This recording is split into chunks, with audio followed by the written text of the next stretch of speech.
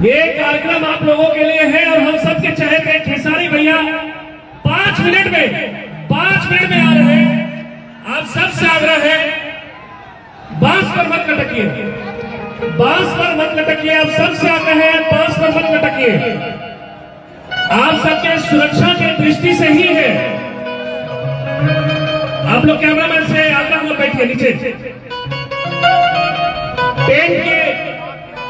Tent के जितने बंधु हैं उनसे आग्रह स्टेज के पास आइए। टेंट के जितने भी बंधु उनसे आग्रह है स्टेज के पास आइए और जो भी बैरिकेडिंग है उसको सही करिए। ये कार्यक्रम भी आपके लिए और आप सबके चहेते, हम सबके चहेते खेसारी लाल यादव जी 5 से 7 मिनट में, ज्यादा समय नहीं लगेगा, 5 से 7 मिनट में आप सबों के बीच में होंगे।